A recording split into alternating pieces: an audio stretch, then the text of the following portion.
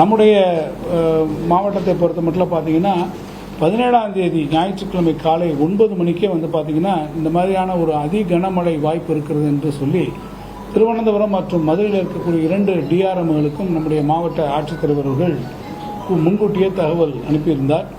ஆனால் அன்றைய தினமே பார்த்தீங்கன்னா ஒரு 11 மணி 20 நிமிஷத்துக்கு நம்முடைய மாவட்ட ஆட்சித்தலைவருக்கு மதுரை டிஆர்எம் இடத்திலிருந்து ஒரு செய்தி வருகிறது. அது திருவைகுண்டம் ரயில் நிலையத்தில் ஏறத்தாழ ஒரு 525 பயணிகளோடு ஒரு ரயில் அங்கே இருப்பதாகவும் அந்த ரயில் அங்கே இருந்து புறப்பட முடியாதமா பயணிகள் சிக்கியிருப்பதாகவும் உடனடியாக உதவிகள் வேண்டும் என்று தெரிவித்தார்கள். நம்முடைய டீம் அங்கே போக முடியல. ஆனால் திருவைகுண்டத்திலேயே நம்முடைய அங்கே தூத்துக்குடி எஸ்பி இருந்தார், அவருக்கு தகவல் அளிக்கப்பட்டது. அதே போல் பேரிடர் மாநில கட்டுப்பாட்டு மையத்துக்கும் தகவல் அளிக்கப்பட்டது. அவர் எஸ்பி அவர் அங்கிருந்து ஆற்றை கடந்து அங்கே போக முடியாதனால உடனடியாக அங்கே இருக்கக்கூடிய திருவைகுண்ட ஈவோ மூலமாக அங்கே இருக்கக்கூடிய பயணிகளுக்கு உரிய வசதிகள் செய்து தரப்பட்டது. அவர்கள் எல்லாம் முறையான இடத்திலே தங்க வைக்கப்பட்டிருக்கிறார்கள். அதேபோல் மணியாட்சியில் இருந்தக்கூடிய அந்த பயணிகளுக்கு ரெஸ்கியூக்கு அப்புறம் கவுன்சிலிங் கொடுக்கக்கூடிய அதையும் நம்முடைய ஹெல்த் டிபார்ட்மெண்ட் அவங்களோட பார்த்துருக்குறாங்க. இப்படி ஒவ்வொரு இடங்களிலும் நான் குறிப்பிட்டு சொல்வது என்று சொன்னால் அது ஐஎம்டியாக இருந்தாலும் சரி அல்லது பிஎஸ்என்எல் போன்ற தகவல் தொடர்பு துறைகளாக இருந்தாலும் சரி அல்லது ஆர்மி, கோஸ்ட் கார்ட் அல்லது நேவி போன்றிருக்கக்கூடிய பேரிடர் காலங்களிலே வெள்ளத்திலே உதவி செய்யக்கூடியவர்களாக அந்த துறைகளாக இருந்தாலும் சரி, முக்கியமாக ரயில்வே துறையாக இருந்தாலும் சரி, இதில் ஒன்றிய அரசினுடைய கீழே இருக்கக்கூடிய துறைகள் இந்த வெள்ளக்கட்டுப்பாட்டு நேரத்தில் இந்த வெள்ளம் துயர்ந்துரைக்கக்கூடிய பணிகளில் யாரோடெல்லாம் நாம் பணியாற்ற வேண்டிய அவசியம் இருக்கிறதோ அத்தனை துறைகளுடன் முதல் நாளிலிருந்து நம்முடைய மாவட்ட ஆட்சி நிர்வாகமும் அதே போல நம்முடைய பேரிடர் மேலாண்மை துறையும் ஒருங்கிணைந்து சிறப்பான முறையிலே நாம் அந்த பணியினை இந்த நொடி வரை நாம் அதை செய்து கொண்டிருக்கிறோம். இந்த சூழ்நிலையில் மாண்புமிகு ஆளுநர் அவர்கள் ஏன் இப்படிப்பட்ட ஒரு கருத்தினை தெரிவித்திருக்கிறார் என்பது தெரியவில்லை. ஆனால் அவ்வாறு அவர்கள் தெரிவித்திருக்கக்கூடிய கருத்து என்பது முற்றிலும் உண்மைக்கு புறம்பானது. அந்த செய்தியில் சாரமும் இல்லை, சத்தும் இல்லை என்பதை நான் உங்களுக்கு தெரிவிக்க விரும்புகிறேன். அந்த முன்னெச்சரிக்கை நடவடிக்கையில தமிழக அரசு 0 அப்படின்னு அண்ணாமலை அவர் பேட்டி கொடுத்திருக்காரு. இதை நீங்க எப்படி பாருங்க?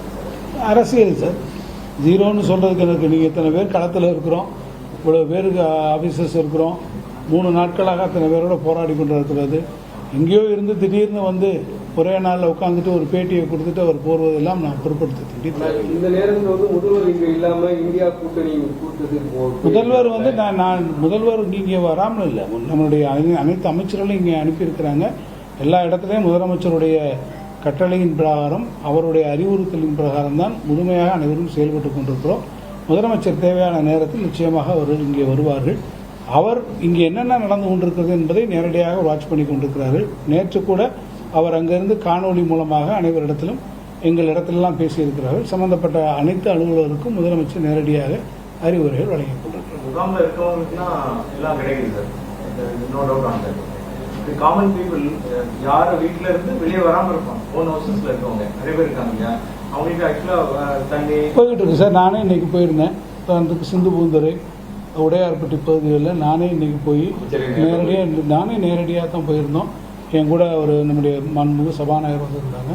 அனைவருமே நாங்கள் போய் நாங்களே இருந்து நீங்கள் சொல்லதுபடி அவங்களுடைய இடத்திலே போய் நிவாரணப் பொருட்களை நாங்கள் நிவாரண தொகைங்கிறது மாநில அரசு 25%, மத்திய அரசு 75% சேர்த்துதான் கொடுக்குறது 6000 ரூபாய் வரைக்கும். இல்லை மற்ற எந்த ஒரு இழப்பீடு தொகையாக இருக்கட்டும் கொடுக்குது. ஆனால் இந்த மத்திய அரசு எங்கே கொடுத்துருக்காங்க சார்?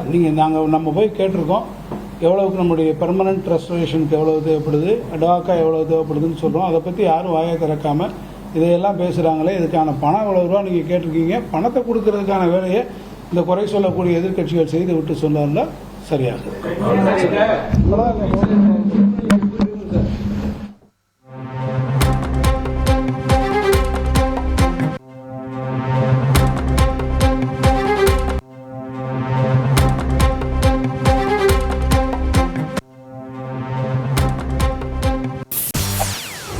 செய்திகளை உடனுக்குடன் தெரிந்து கொள்ள உடனே சப்ஸ்கிரைப் பண்ணுங்க.